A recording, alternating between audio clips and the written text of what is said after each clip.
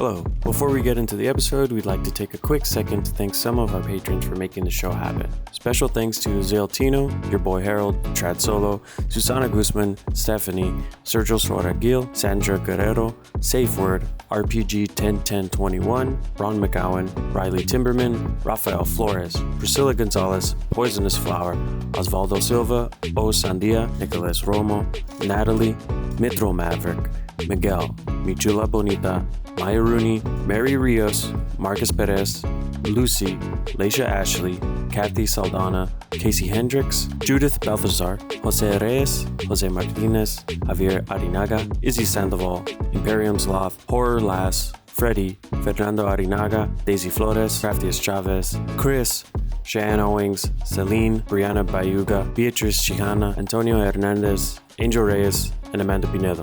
Thank you so much for your support. We could not do this without you. If you'd like to join our Patreon for early access, bonus content, and access to our VIP Discord, you can click the link in the episode description for more information.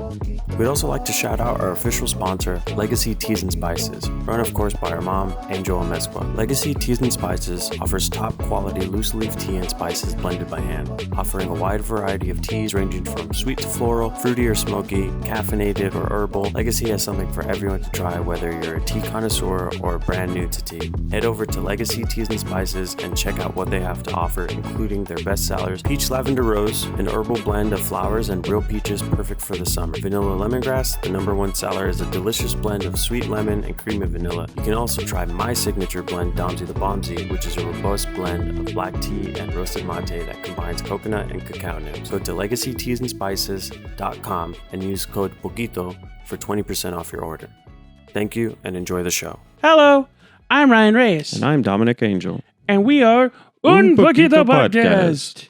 So welcome back. If you're watching on YouTube, make sure to like and subscribe and hit the bell icon, leave a comment.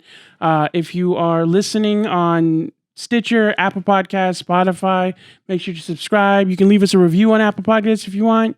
Please do it. It helps us tremendously. Hell yeah. What else? What else should they? If you want to give us a follow at Un Poquito Pod on all platforms, including TikTok, Twitter, and Instagram, that would be tremendous. I like that word today, tremendous. Tremendous. Yeah. Also, I wanted to give a shout out to the homie Piano Black. Piano Black is a good friend of mine, and he's the guy that made our new theme song, and I hope you guys like it. I'll be honest, I just realized I've never asked what PB stands for. Yeah, we call him PB, and I didn't know for a long time. I thought it stood for power bars because that fool is like buff as fuck. But yeah, he's a great musician, awesome producer, and he also is in Introverted Funk, a really good band. They were actually the DJs at the Eastimo anniversary party, which we look back on fondly. Yeah. But yeah.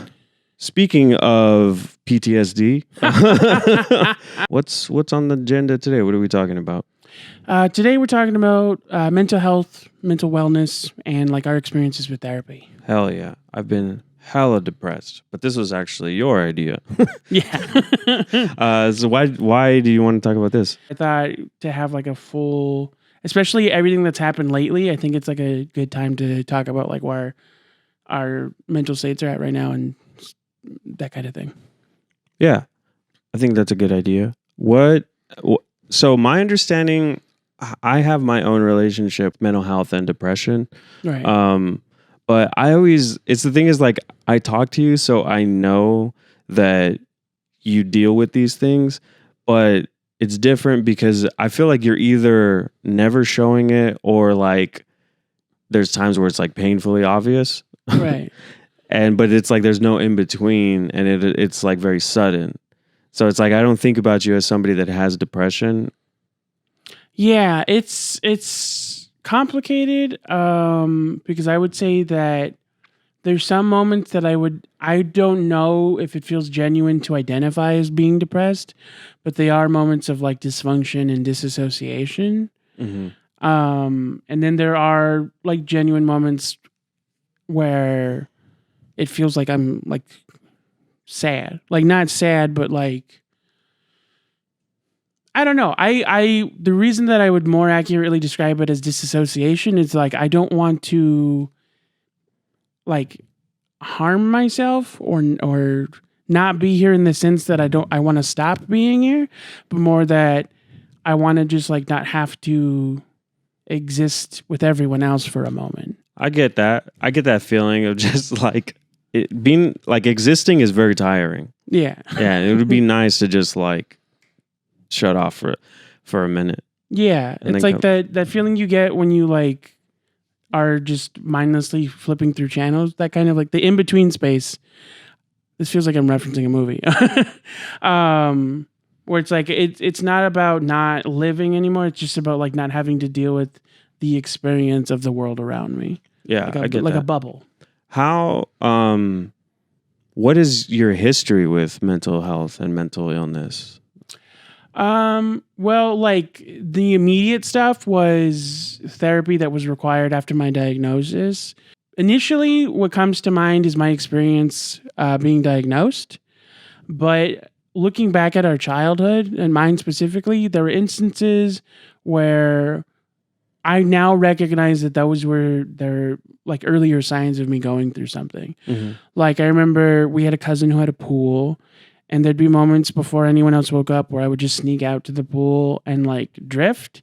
And I would like sometimes scare the adults about this because they didn't know why I was doing what I was doing, but I would literally just lay there, and I would lay with enough weight that my ears would go under the water so I could not hear anything. It was like now that I'm an adult, I realized that I was creating my own deprivation tank, but that's like what I would do is just shut off my senses so I wouldn't have to experience. Were you sorry?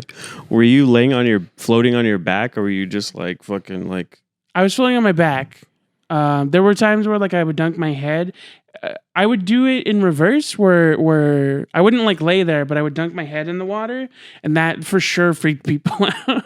So after a while, it was just like I would lay back enough until my ears were completely covered. I mean, it sounds like you know how to relax. It was like very serene. That's definitely like a fucking like that reminds me that's like a very Mexican kid way of like dealing with things, is just like recreating La Llorona. Just like laying in the bed and mom's like, my baby. Yeah, it's so funny though, because I figured that out on my own, and then years later I found out what a deprivation tank is, and I'm like, oh. Yeah, you need to hit up Joe Rogan's, dog. Need to hit up. The first time, actually, it sounds super nerdy, but the first time I found out what a deprivation tank was from the movie Daredevil. Oh, I don't know. The Ben Affleck movie. Because of his senses, he sleeps in a deprivation coffin. Oh, that makes sense. Yeah, I mean, I used to do that when I was a kid too. I didn't do that in the pool, but I'm not good at floating. I've never been good at like swimming or floating or any of that stuff. Yeah. But it sounds like that would have been really cool to... Honestly, that was like the number reason why I liked using their pool, but I'd like using it when no one else would bother me. And it's hard to ask for that, especially as a kid when you don't understand what you're asking for. It's like, no, I don't want to play. I just want to like not be here. Damn, this kid was just like, oh my God, these bills. It was funny that became part of one thing I started to recognize as I got older, especially after I was diagnosed, was when I would have sensory overload and have like anxiety breakdowns. That became one of my therapeutic like ways to get out of it. Mm-hmm. Is I would go, especially if we were in public, I'd go to the bathroom, I'd go to the sink, I'd fill my hands with as cold as the water could get, and I would splash my face in, and like mid pouring it over my face, I'd cover my ears. And it would replicate the sensation of dunking into water, which is what I used to do when I was younger. So sometimes, like, if you see me doing that, like, there was a couple times, like, where I was with a family member or friend where I did that, like, at the table, and they couldn't understand what I was doing. And I was like, you splash your face at the table? No, like, it's hard to do that. Sitting at the dinner just table. Like in a fucking Neutrogena commercial, like... Yeah, I think that's what one of them said one time. It's like, what are you doing right now? How many times? Maybelline. How many times have you fucking got like poured water all over your fucking counter from like trying to? I remember I was like 13 and I was like washing my face and I just like filled my hands with water and splashed it. And then I was like, oh, I'm not supposed to do this. That association with like being in water became a huge thing for me. And it was weird because of that, I thought I'd be super into like ASMR and like a static white noise. I fucking hate it. Really? It's like it rubs a different part of my brain like the wrong way. And instead of reminding me of being in water, it like is just like, you ever been like flicked in the ear? Like your friend came up to you and just flicked you for no reason? That's what it feels like in my brain. Yeah, I mean, ASMR is like the opposite of what you're trying to do. I did not realize that. That's how I deal with anxiety. But one thing that I thought was interesting that I feel like we experience in similar ways, but for different reasons, is disassociation. Like, I have these moments where I experience executive dysfunctioning where I'm not necessarily sad, but I have no drive to get out of bed. I mean, I have that, but it's because I'm sad. Yeah. And that's something that I thought was an interesting distinction is because we are experiencing like the same symptoms, but it's a completely different neurological thing that I found out about. Because mine's because of my ADHD. So literally it's like, I don't know if I've said it on here before or like on camera before, but the way I explain ADHD is if I'm a car, it's not the starter where you put the key in and it's not the spark plug that connects to the engine. Mm-hmm. It's the wire that connects the two. There's a break somewhere in there. And sometimes the signal's just not getting through all the way. So what is it like when you're experiencing executive dysfunction? I've recently found out about this and it started slowly growing on TikTok, but it's kind of like when you ever see like a NPC character in a video game, just once you're done talking to them, if you just stand next to it, it eventually puts its arms down. Oh yeah. And it just where like it goes idles. Yeah. That's what it feels like. Is it kind of like being John Malkovich? A little bit, I would say, yeah. Scariest metaphor I've ever heard about it is like a TV doesn't know when it's off. And that's what it feels like to have dysfunction, like disassociation, is you just kind of turn off and you just exist while not being on. But that's what you wanted in the first place. No, I know. But for some reason, that metaphor sounds so terrifying to me because it also reminds me of like the experience of dying. I don't know. I have like a particular fear of not death, but not existing. Uh-huh. In a different way, like ceasing to exist. Right. Yeah, I have my own death anxiety things too, but it's weird because yours is like a more logical reason of just being like, but I'll be off. Well, what about you? Like, what do you think of when you think of like your initial experiences with therapy? I knew that I had depression for a while, but because I started going to a psychiatrist in my like mid 20s, right. And then I didn't really actually start going to actual therapy until like I was like 29, 28. Because it was in the middle of the pandemic. Because that was when I really started. Like, did I tell you the story of like when I like the thing of why I started going to therapy? No, I don't think so. Okay, what's the name of that show with Caitlin Olsen, The Mick? And I feel so bad because my mom at the time had an abscess because she had an infection. So she was like, we were waiting for like the doctor appointment because whatever. But she was like, had a fever and she was sick. And like, she was just resting while she was on antibiotics. And so I'm sitting there like taking care of her, watching her. And then we're watching The Mick. And there's an episode where the youngest kid has a pet rabbit and it keeps dying. But the way that they deal with it is because they're rich, the maid or the housekeeper, she just replaces the rabbit every time it dies. So he never learns about it. Yeah. And then so the younger sister was like, no, this like we can't deal with this. Like this is too much. We can't keep doing this. We have to tell him that the rabbit died. And so they tell him and he's like, wait, so what happened? He's coming back? And they're like, no, he's not coming back. He's dead. And then he goes, oh, why do rabbits die? And he goes, well, we all die. And then the kid's like, well, at least they go to heaven or something like, at least we'll see him in heaven. And then like the sister's like, actually, and it's just like it keeps just getting worse and worse about like him learning about death and like that there's no heaven and all this stuff. And then at that point, I just fucking like something in me just went poof, and I was like, "Wah!" And Mom was like, "What's wrong?" And I was like, "I don't want to die. I don't want to die." And I was like all crying, and she like was trying to make me feel better. But that's why I started going to therapy, was because of Caitlin Olsen. Chasing that existential rabbit. Yep. But so that's what really like got me to go to therapy, was so that I could deal with like those issues of like my anxieties. But I had known I had depression since I was like in my early mid 20s, because I started crying at work. Yeah. Because I was like going through some stuff with some friends. But the thing that was funny about like, this is for men specifically, is like, I mean, anybody with like mental health issues or depression, or anybody that feels like they, the thing with mental health issues is that it feels like you're the only one going through this stuff, because a lot of times, like, when you go out and you hang out with people, you know, you're showing them your best and they're showing you their best. Yeah. And a lot of times, like, we don't ever talk to each other about like the stuff, the issues that we have going on, you know, at home or whatever, at work. So one thing that was a big plus for me when I started going to therapy the first time was that I had told the therapist like, oh yeah, I thought I had like a pretty good handle on things.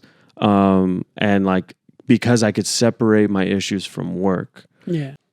I was operating, you know, like normal, right, and it wasn't an issue. And then I would go home and like lay in bed all day and all night.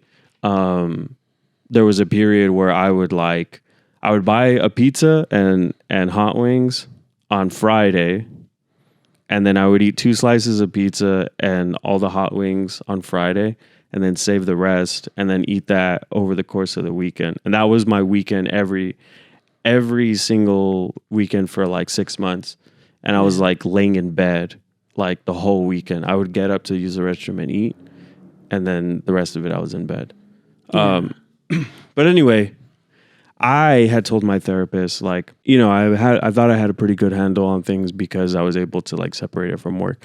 And my therapist was like, oh, actually, that's like very common, especially in men your age, that they try to separate things from work.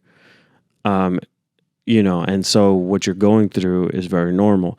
And that's what's crazy about like mental health, is that it's very, all of these things are very common, and they're not unique to you. Your experiences might be, you know, the details might be specific to you, but in general, I mean, it's just like having a cold. Like, not everybody reaches the same temperature of a fever. Not every fever lasts the same exact amount of length. Like, you don't get all of the same symptoms. So the same thing with that, like with depression, it's like you have patterns, general patterns that are similar. And so that was my history with it. But I didn't even realize all of the things that I had as a kid. Like, you start to learn about trauma and like insecurities and stuff, that issues that you had while you were in high school or wherever it was, like things that were going wrong, that like, it's so weird to me, the amount of stuff that I thought was normal, or like the weird stuff that I was doing, or the things that I felt that I wasn't really processing until I brought it up in therapy, where it's, you know, if you have somebody that challenges you, that's like, well, actually, have you thought about why you do this, or why do you lie, or why do you try to connect with these type of people? I did want to ask comparatively, because we did actually start going to therapy much younger, the both of us. So for a brief minute, I forget what instigated it, but I want to say I was like 6 maybe 7 at the time. I was like younger, but my mom had started taking us to a child therapist. And I think I went to 3, maybe 4 sessions before we stopped. Do you remember that? I remember we went a couple times, but it was weird because I like the way that I thought about going to therapy in that I didn't know that it was for me. Yeah. And I think that was a weird thing about how they do therapy for kids is that they don't tell them because they don't want them to feel a certain way, I guess. Yeah. I remember because I have a joke about it where it was like, mine didn't really work because the guy kept trying to play games with me in order to like kind of trick me into therapy, but I was so focused on the game that I wasn't paying attention to his questions. Right. And it like backfired on the therapist. I was just like answering questions honestly, but I wasn't like in my head, the way that I was answering questions was like, oh, this is going to help my mom. Like, or this is like, I was like 10 or 11 or something. Yeah. And what isn't even necessarily, I wouldn't say, it wasn't like it was like they were supposed to and didn't do it properly, but I feel like the mentality behind it was like it was just like going to the doctor's office. Like you just do it and then you get a lollipop afterward. I mean, also the thing was like I remember the guy that we talked to was like this older white dude. I remember that too. Who was just like asking us general questions. And I think that that's kind of a weird thing where maybe not that he's like an older white dude, but it's what it felt like was that it was somebody very by the book. Yeah. And like the other 2 therapists that I've found when I was older have both been like Latina. Right. And, you know, it's also different that I'm talking to them while I'm older, but I feel like they're speaking to me from a place of like understanding some type of cultural similarities or some type of like nuance that I wasn't getting with that other guy because yeah, he was very just like, it was kind of like a paint by numbers. That's what it felt like. I remember kind of getting that vibe from my second therapist as well. This was after I was diagnosed, and this was like by the guy that initially assessed me. He was like my main like one-on-one counselor, and then I also had a family therapist that more dealt with helping me and my mom understand together so that it would help like her understand how to handle certain situations with me now that we know why I did certain things. Mm-hmm. And she was also like the official psychiatrist. So she was the one that I would go to if I needed like to talk about prescriptions or anything like that. The first guy was just the counselor. But because of that, he had like, it wasn't that he was like lazy about it, but it was more, he was so into willing to listen that he was not making suggestions. He wasn't guiding me anywhere. And it felt like if I had just sat there and stayed quiet, he would also just sit there and stay quiet.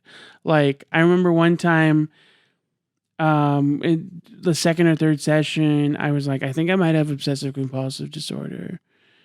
And he's just spinning around in his chair like, works for me. Yeah, I mean, not entirely, but it was also like, he said something along the lines of, well, if you feel like this genuinely, you probably have it. And I'm like, well, I mean, also hypochondriacs exist. And he's like, do you think you're a hypochondriac? And I was like, I don't fucking know. That's why I'm asking you.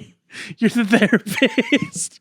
Like, that's why I'm bringing it up in therapy, homie.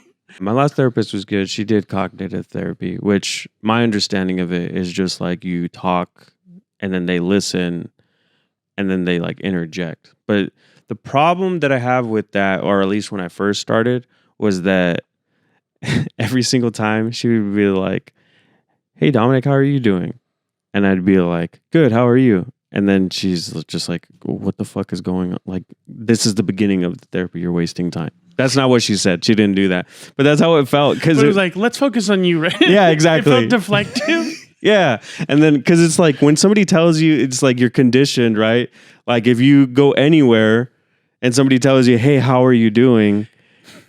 That just reminded me of this small thing that Diego does, where when we go to drive-thrus, especially at In-N-Out, they'll be like, hi, how's it going? And he goes, good, and yourself? And I'm like, why are you starting a conversation right now? She just wants to take our orders so we can keep going. That's exactly it. But that's like, that's how I am when I'm at the therapist, like, and like, she says, hey, how's it, like, how are you doing today? And I'm like, good, how are you doing? And she's like, okay.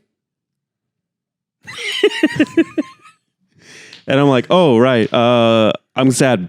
It would be really funny if she was like super aggressive, like, That's not what we're talking about. That's not what we're here for. Okay. We're getting off we're getting off the handle, Dom. But so it took me a while to just be like, oh, we actually are here to talk about me. Yeah. But she would do this crazy thing where, the meeting is 50 minutes and I don't realize that I'm talking for 45 minutes straight. But that's the thing is that it's so funny because it's like a lot of times people will tell you that therapy is not worth it because it's like, oh, you're just paying to talk to somebody. Like, you could just talk to anybody. But honestly, people in your normal life give you the worst fucking advice. Yeah, it is something that I had to come to terms with where I reached a point at some point where I was like, I understand myself enough that not that I don't need therapy, but it was like, it feels like it would be more beneficial if people were just like therapists. Here's how I understand the benefit of therapy. You're speaking specifically to someone who not only can give you an objective point of view, intent, like that's the intent anyway, but they are trained in being able to give you the resources to analyze the purpose behind the things you're saying. Yeah. I mean, because the thing is, if you were having trouble at work, and you talk to a friend and be like, man, I fucking hate my job. Like, it's really like I'm having issues with my boss. Your homie would just be like, hey, fuck that fool, dude. Just fucking quit, dude. Life's a risk, dog. A therapist would actually be like, okay, well, what are the issues you're having? Why do you feel this way? Exactly. And you might still come to the conclusion of like, hey, you need to get out of this into a more healthy environment. But I would say, yeah, like the difference is if deep down that's how you feel, they allow you to come to that conclusion yourself. Right. Like, and a lot of times it's like, it's kind of like journaling where like the reason why I like cognitive therapy, even though I'm talking for 45 minutes and like my therapist literally, it's so crazy because the first couple of times I was like, man, why am I paying this money and I'm just talking? But the two things are like, one, that as you're speaking, you fucking are hearing your thoughts, like, and you're hearing it out loud. And when you're finally able to like hear your thoughts out loud in that way, it's like you start to figure things out on your own. Yeah. And then also the other thing is like in the last 5 minutes, she's like, okay, this is what I'm hearing. It's crazy how much progress could be made in that 5 minutes when you're talking to somebody that's trained to actually deal with these things. Yeah. That's why I always recommend like telling people to go to an actual therapist. I understand that it's hard and it's not going to be perfect for everybody, but you should definitely like seek these kinds of treatments from people that are trained in these things. Right. Because when you do like therapy adjacent stuff, it's like it's a palliative care. It's not actual treatment to like solve the issues. Right. And I think a lot of people, they have issues with therapy because they're like, I already know what's wrong with me. Like, I don't need to go to have somebody tell me that. But it's also just like, okay, you know these things, but you're still not doing anything about it. So then what is the benefit of not doing it? Yeah. If you know what's wrong and if you know these things, the problem is that in your brain, like our brains are made to keep us alive. So a lot of the justifications for our own actions and for our emotions and for all kinds of stuff is like we have to justify it in our heads to make sense of like why we're behaving this way. Yeah. And a lot of times like your brain is your worst enemy because it's like there's this saying that is the mind is a wonderful servant but a terrible master. Yeah. And it's like your mind will have you believing, all of these things to keep you isolated or to keep you safe or to keep you acting in a way that's actually detrimental to you. So it's good to have somebody that can like take all of those feelings and all those justifications and be like, okay, well, actually, let's redirect that energy and let's like do things in a more healthy way. Right. Like that feeling that you have of being slighted or being hurt by what somebody said or did to you. Let's talk about, why did you feel that way?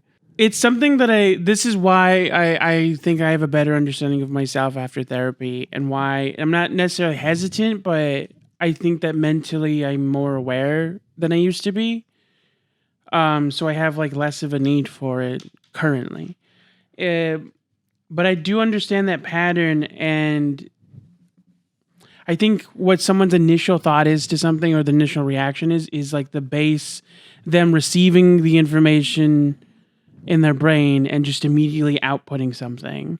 And then what a therapist will do is have you backstep from that. And it's like, well, why was that the way you reacted? Right. Like, why is that how your brain built up its defense to that situation? Yeah. Well, like as an example, like I've had a conversation with my therapist where they were like, I was telling them like, yeah, I'm not really into dating right now. First of all, self-aware doesn't necessarily mean that you're evolved as a person or that you're a good person. Like, you could be aware of the shit you do and still choose to do them. And I think that's actually like a characteristic you see in media a lot lately. Like the idea of the dirtbag main character and that being their story arc. I feel like there's two kinds of conflicts in media. There's like an outward conflict and an internal conflict. And so there's two kinds of main characters. There's the kind that has to overcome something being done to them. And there's the kind that has to overcome who they are inside. Right. And so not to say that I'm the dirtbag character, but I just want to say, like, I don't ever want to seem like I think I'm better than people or that I'm better than therapy. I know I am. But... but part of it, and I wouldn't necessarily say that it's because I'm autistic, but I've gotten really good at, as someone who grew up for a long time not knowing I was autistic, I've gotten really good at recognizing emotional patterns. And I would say, like, there's a part of me that believes if I didn't want to do comedy, I might actually make a really good counselor. I want to use this example. It's kind of a funny story. I feel like going to you as a therapist would be like, I'd be like, yeah, I've just been fighting with my dad a lot. Like we're having like financial stress right now and we're not really getting along. And then you would be like, how do you feel about bees? I find that starting a bee farm is actually quite therapeutic. It gives you some level of responsibility, but it's not over something as large as like a child. Just break it down. And then I'm like, I make my own honey. No, but like, like even in talks, there was like a thing that developed between me and our little brother Diego, where for the longest time we were paired together. And at first, like when we were children, honestly, we would fight a lot. Mm-hmm. And then as we got older, those fights kind of just became debates and debates became discussions. And it became a thing where we would start off angry at each other. And then we would think to ourselves, why are we angry at each other?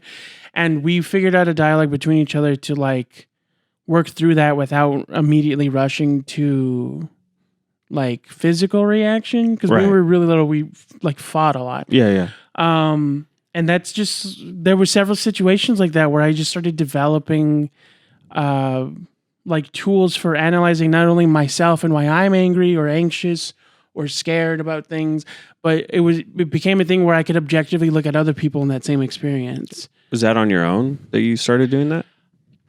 I would say so. Like, so part of it was from going to therapy and part of it was researching.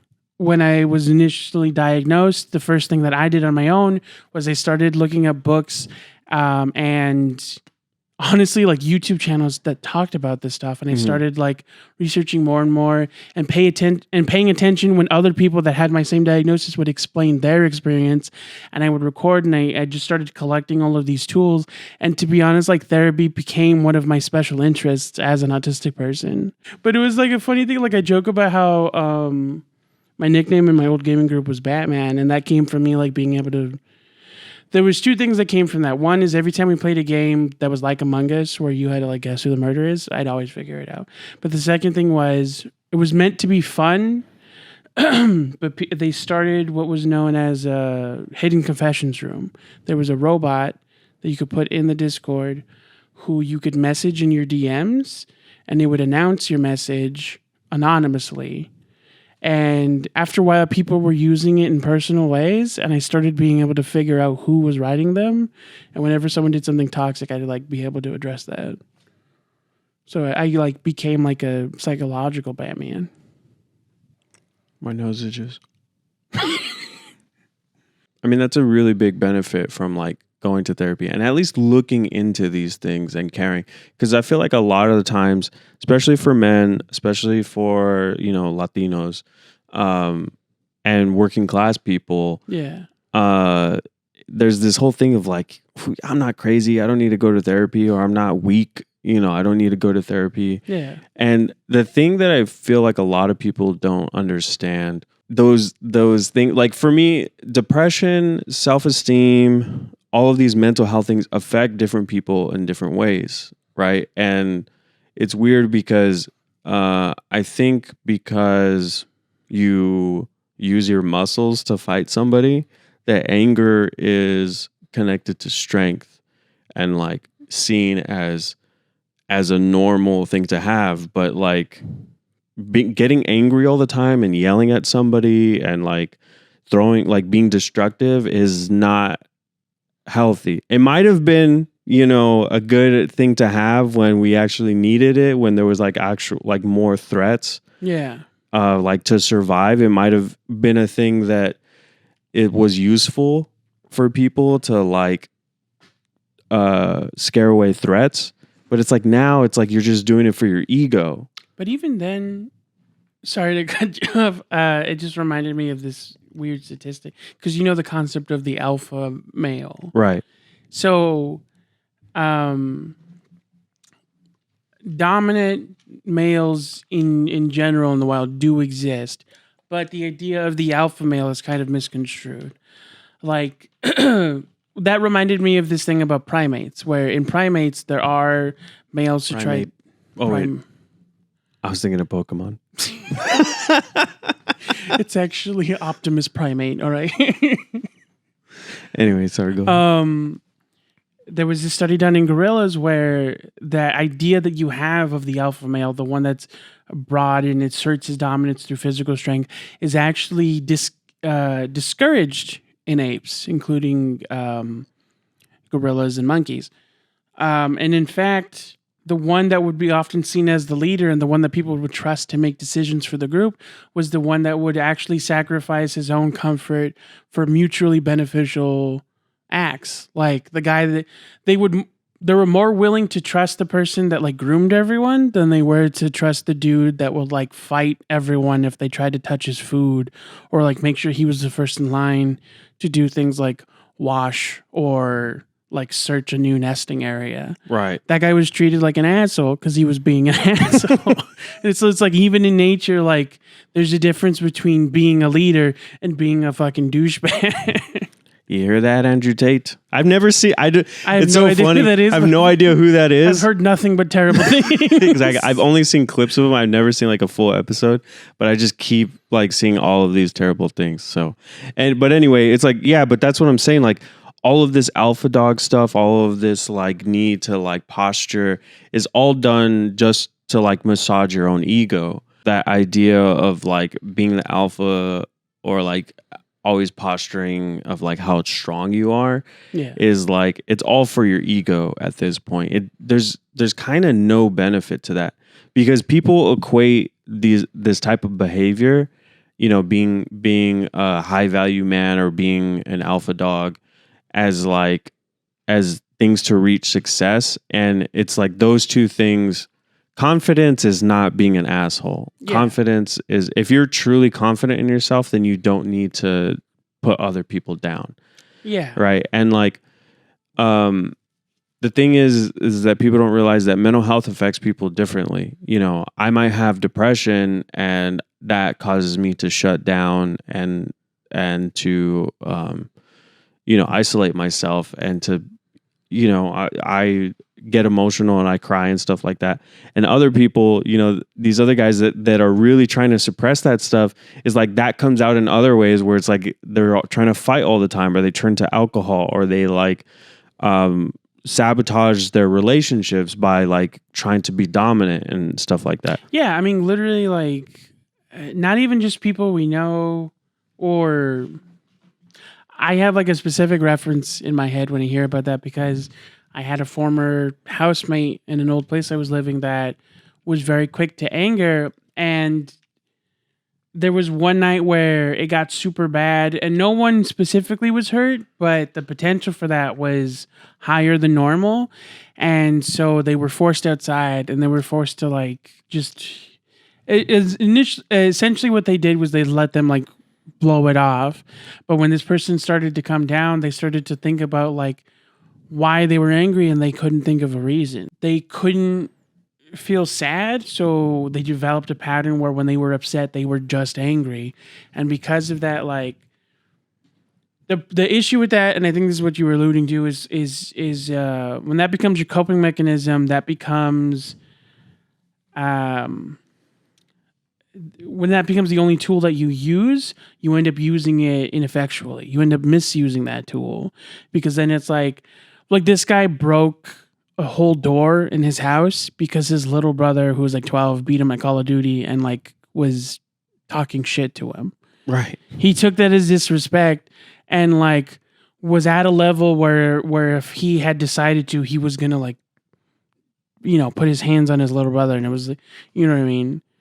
It was insane. And that's like, it's not as much of a isolated incident as people understand. Like that's how a lot of straight hetero males think, because that's how they're taught to think. Yeah, and like the issue that I have is a large part of society allows people to get away with anger. Yeah. For whatever reason. Like I said, I think it's linked to showing signs of strength and confidence. But to me, like that is some of the most insecure shit. You know, like I worked at the box office at a venue, and so I was working, and it was a club night, and it had reached capacity. And the thing is that they're still letting people in, but it had reached capacity, so that they do ins and outs. Right. So, which means like even if you were already inside, if you paid your ticket, you have a stamp, you can't get back in unless people leave. And then they do it like based off of how many, 5 people left, 5 people can come in. So it doesn't matter if you're with a group or any of that stuff. And then we're trying to make an announcement, and I'm trying to explain to people what's going on, but people are drunk and they're like, right, I want to come in, whatever. So they're not really paying attention to me. So a bunch of guys come up to the front to see what's going on and to be like, yo, I'm like, I was just in there. They weren't being upset about it, but they were just like trying to get in. And we were explaining like, we can't let you in yet, blah, blah, blah, blah, blah. But what happens is as people are leaving, people are like you're in a crowded area, you're at a bar, people push past you, whatever. Somebody tries to leave and like push past, and they knock one guy into another guy. And you could imagine the second guy was like, because he was like trying to get in, and then somebody pushed him, and he's like, hey man, chill. And he was like, you chill, don't tell me to chill. And he's like, well, don't fucking push me. Yeah. And it's like, what the fuck are you guys like doing right now? Yeah, it's like you see that in movies and it's meant to be like comical, like, oh, the smallest thing can start a fight. But it's like, it's weird that that's an actual thing that can happen. I didn't think about that, but it literally is like one of those saloon fights where like somebody is like, yeah, don't touch me. What the fuck are you talking about me? And then it's like a whole fucking brawl breaks up.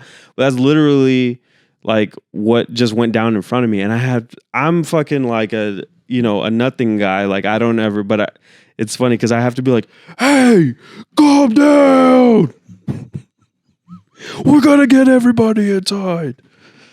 But it's like stuff like that is like when they start going up and like fucking like flexing on each other and like getting in each other's faces and like bumping their fucking foreheads into each other. I'm just like, you guys look dumb right now.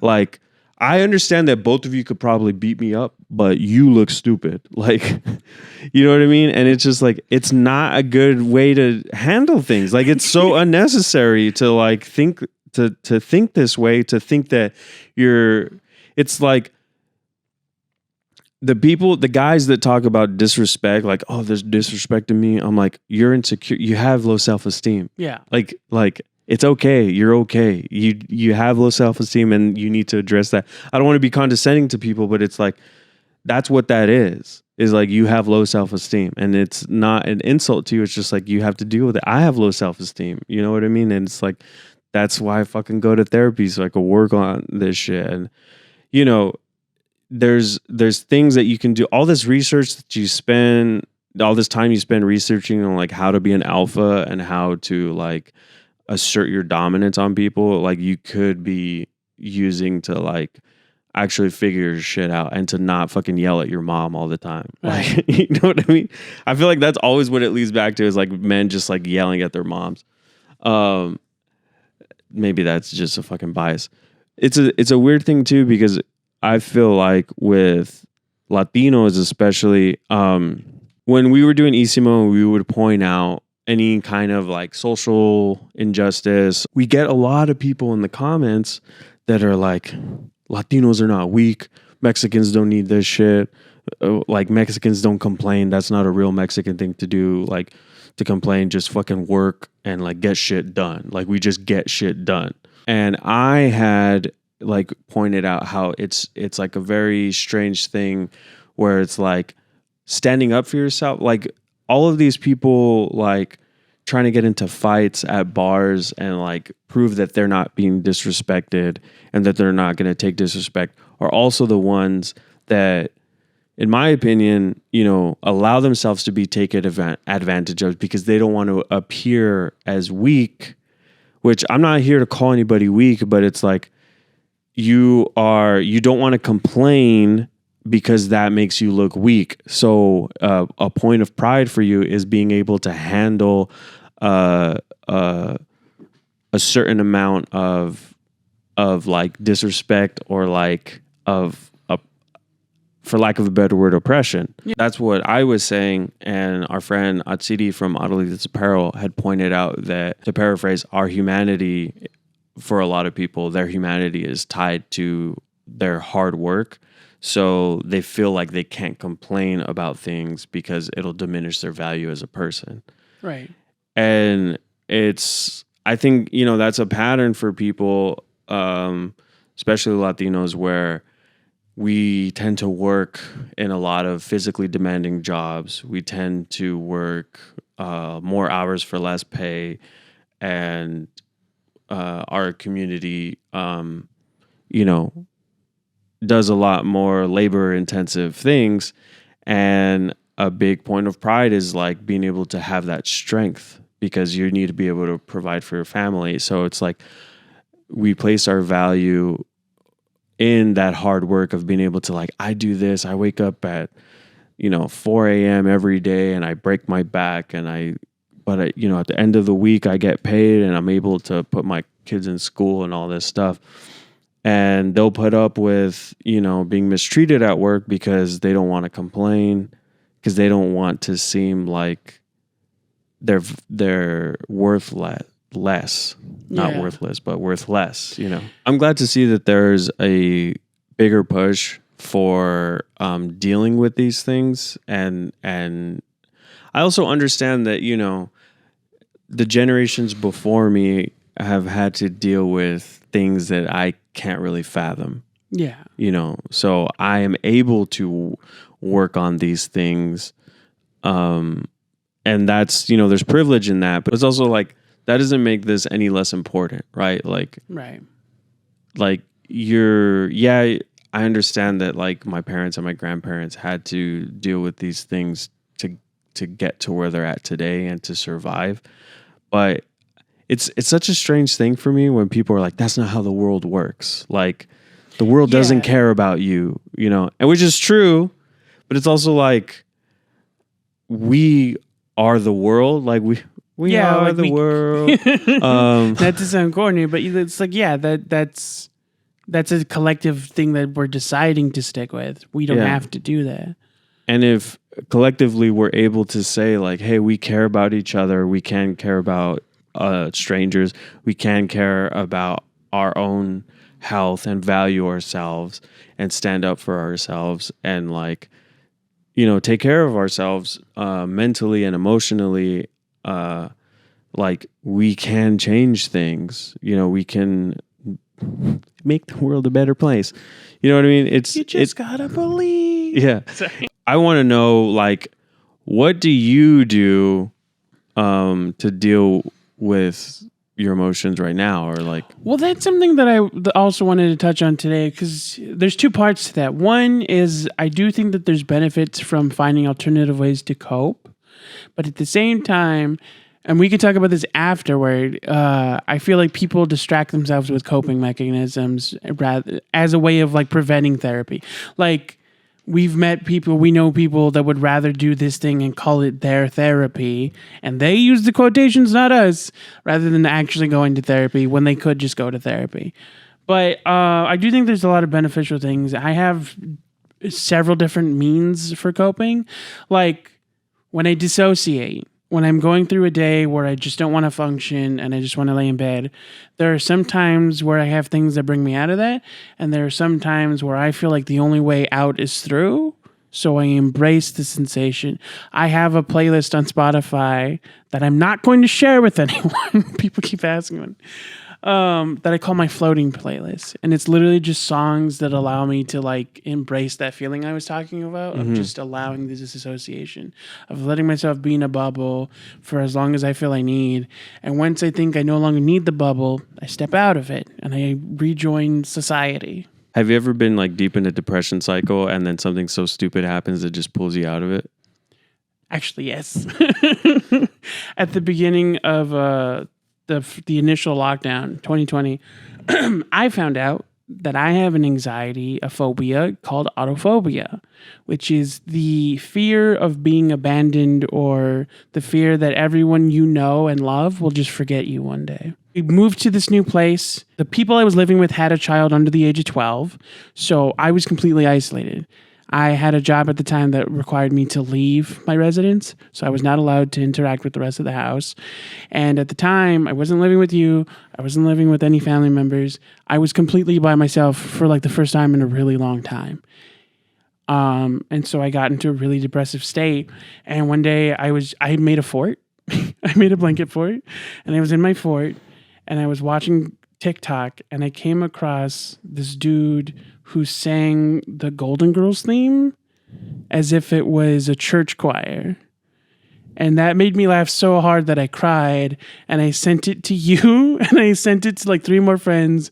And it's like, I sent this to the people I love the most in the world, and I hope you appreciate it. Can I admit something to you? I didn't know you sent me that video. That was the funniest thing. It was like, this was I like never a moment watched for me, and then I thought about it afterward, and I was like, they didn't watch it. The story is something that happened to me last week, where after I dropped you off, after we recorded, I was driving back home, and I just was like, I was driving home alone, and I was like feeling that isolation. So I was really sad and just thinking about everything wrong going on in my life right now. And I got to a stoplight, and this guy next to me kept honking his horn, and he was like, "Burr, burr, burr, burr." And he was gesturing at me, but I was like trying to like hang on to the sadness. You know when you like try to hang on to the tired when you wake up too early in the morning because you have to go to the bathroom? That's what I was trying to do. I was like, not today, I'm sad. And I was like crying. And then, but he kept honking, and he kept like, and so finally I look over at him. I'm like, what's up? I rolled my window down, and he goes, the 3 of us have the same car. He was like so excited that like the 3 people at the front of the at the stoplight were like, we all have the same car. Look, and it was 3 blue Kias, and it was just so like I was just like I like smiled. I was like, cool, dude, that's awesome. Like, and it did like lift me up a little bit. Man, it's like those little moments. That's what they call chicken soup for the Kia Soul. Yeah, we're going to move on to questions pretty soon. But I guess as like a final thoughts on this whole thing is just like, all I want to say is that if somebody is dealing with mental health and they haven't really dealt with it, you know, I want to encourage everybody to find help in the best way that they can. We don't have a fucking sponsor or anything for therapists, but like find an affordable therapist.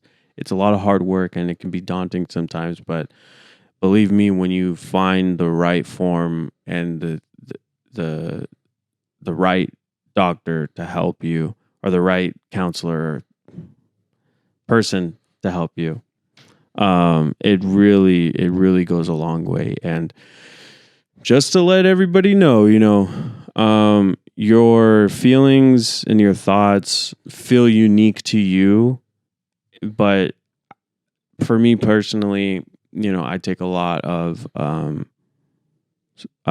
it makes me feel better knowing that like I'm not the only one dealing with these issues. And it also kind of just, because that it's not you're not the only one, it makes it easier to handle, because that there's a system in place to help us with these things. Yeah, I wanted to say this. At the very least, if you're on the fence about it, I feel like a lot of people have a misconception about what therapy will be like. Try it, a preliminary session once and just see how that feels. Even if it's not the right person for you, you still will know like what you do and do not need from therapy. Because a lot of people don't understand the benefits of therapy or what therapy actually is. Like, I want to tell this story about this weekend. Mm-hmm. My father was planning a barbecue with a friend of his from church. So the day before, on Saturday, he went over to their house to like chill and plan it out. And they're both into whiskey, and they have this like whiskey a month thing to do together. Mm-hmm. So he came back a little bit buzzed, a little bit out of it.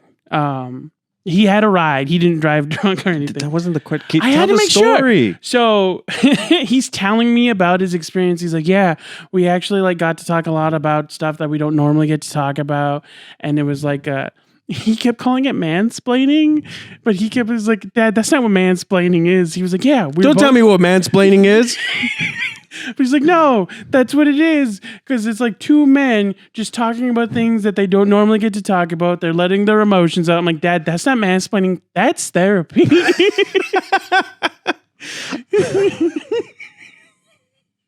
I don't need to go to therapy. I'm a man. That was the thing. It was like, no, it's not. It's not the same thing, because we were drunk, so we couldn't hold back. And I'm like, okay, but have you tried doing that without being drunk? That's just therapy. It was a really funny moment. So starting off, the first question is from Oso117. They ask, what is our favorite hot sauce? Personally, they enjoy Valentina. Damn, I know that we just got back from a break, but I'll be right back. So I used to be, I do not like tapatio at all. I don't like it. It's good on chicharrones, but that's it. I don't like it on anything else. I was Valentina and then Cholula for a minute, but now I found my favorite hot sauce. It's this shit right here, dog. Guacamaya. Waka waka. It's really good. I don't know the flavor profile of it, but this shit, dude, I think it's from like Mexico City, but it's like, it goes good on anything, especially chicken or seafood, but also, I don't know, it's like the perfect hot sauce. This looks like the stuff they put on elotes. No. Maybe. But it's really good. I don't know why. I was like worried that you were going to offer me some that way. And I was like, no. Actually, it is the stuff that they put on elote, or like, yeah. I know my foods. But anyway, guacamaya is my favorite hot sauce now. It has the best flavor. People might not like me for this. I want to say that I enjoy several Latino hot sauces, but my favorite hot sauce in general is Crystal Louisiana hot sauce. I don't like that I one. like the flavor profile. I like a very sour, like tart hot sauce. I don't like a bitter hot sauce. And I think that's why I like this one. They're a little bit heavier on the vinegar, and it's really good for hot wings. I incorporate it in my fish sauce when I make Baja tacos, and I enjoy it very much. Second one is, I think it's a similar brand to that one, but it's Chile Verde hot sauce. So the last question is also from Oso. They actually asked it this morning in regards to today's topic. They ask, what are some ways that you treat yourself? If you're in a moment where you can't break away to treat yourself, how do you cope with that? And what are some songs you listen to that help you relax or get over tough feelings?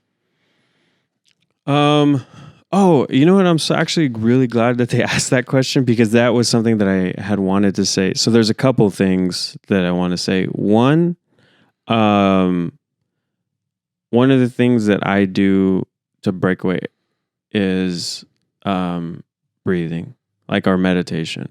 Right. And that's the thing that's cool too, is like, if you can't break away from people, you can always take deep breaths. You don't have to break away from anything to just like, like it might feel a little weird, but you can take deep breaths anywhere, and you just need to do a handful.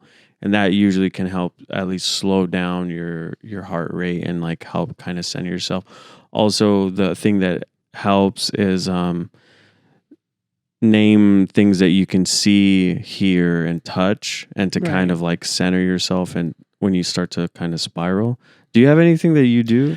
Honestly, that's one thing that I think I still struggle with, is maintaining until I can get to a break.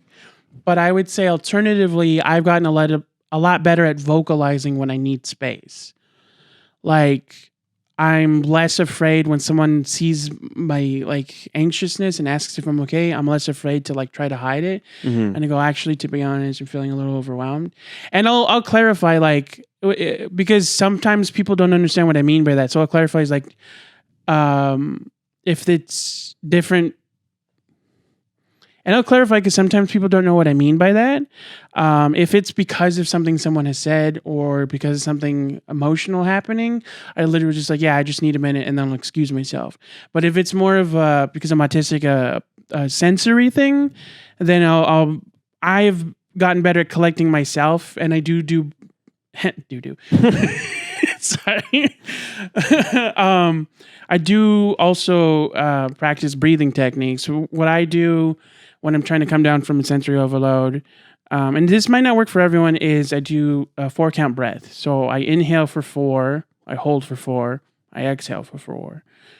I think that you brought up something really good, which is just recognizing when you feel a certain way and vocalizing it is like super important. That is a really good thing to do. I did that yesterday at the show, where I had a lot of energy, and I asked like Ricky what time we were going to go on. And so he's like, we got like 15 minutes. I was like, cool, I'm going to go sit in my car for 5 minutes and just breathe. Being able to recognize these things and treat it, not treat it in a way that you're not embarrassed about it, and you're not like putting yourself out, or like, these are all normal little things where like, I kind of feel like there's very few times where it's like being able to break away from things is like super hard.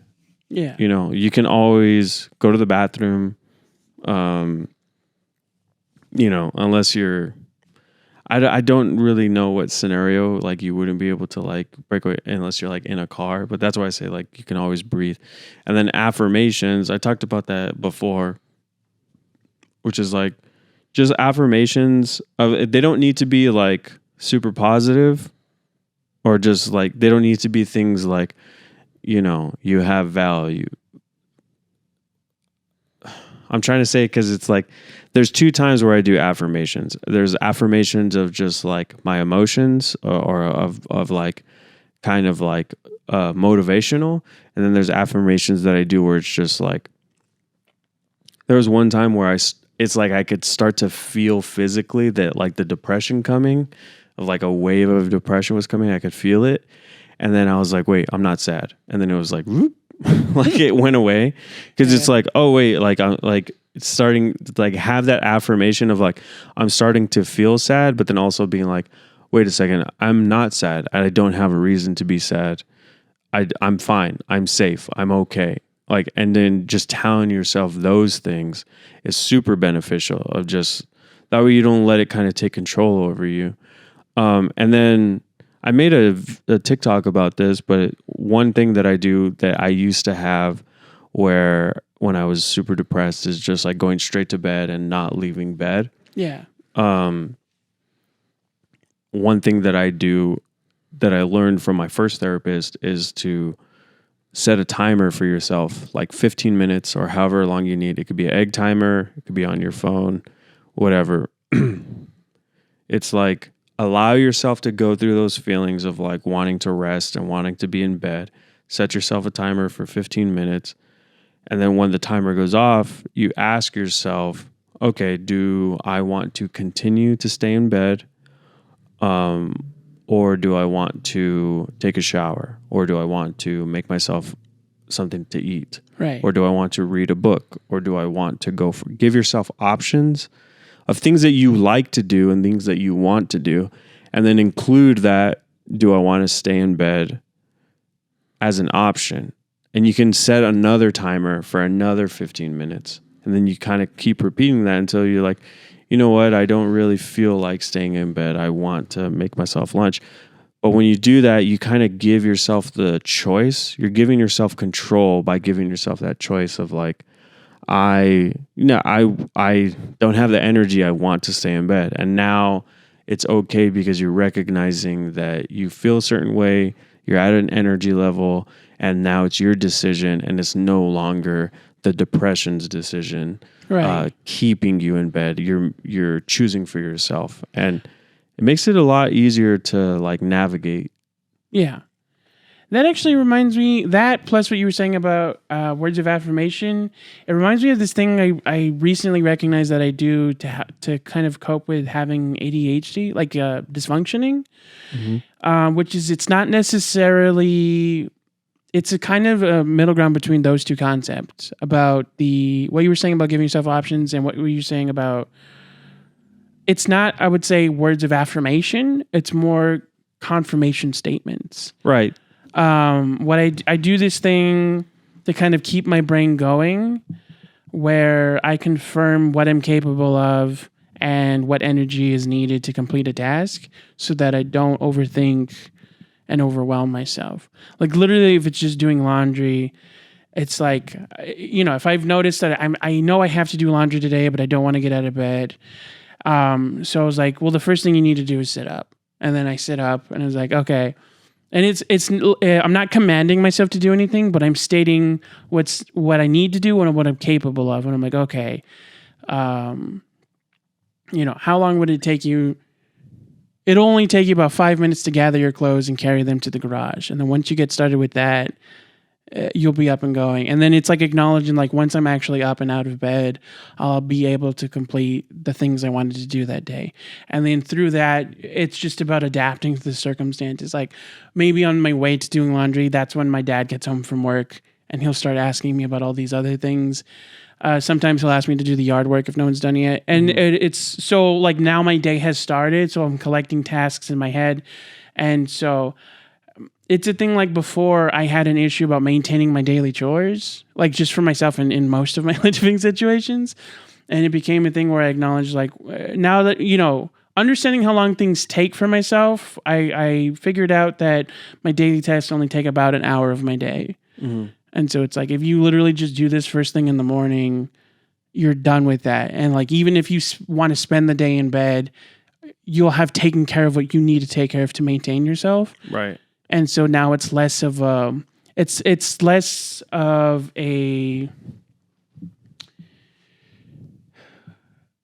it's less of a complication to spend the day in bed. And not to say that it should be a good thing to do that, but it's like if you've reached a day where you can't function and you at least get those things out of the way, you're making sure that that's not preventing you from functioning. Right. I mean, I think that's a good place to kind of start wrapping things up. I hope you guys like this, and I hope if somebody saw this and like that they heard something that they needed to hear.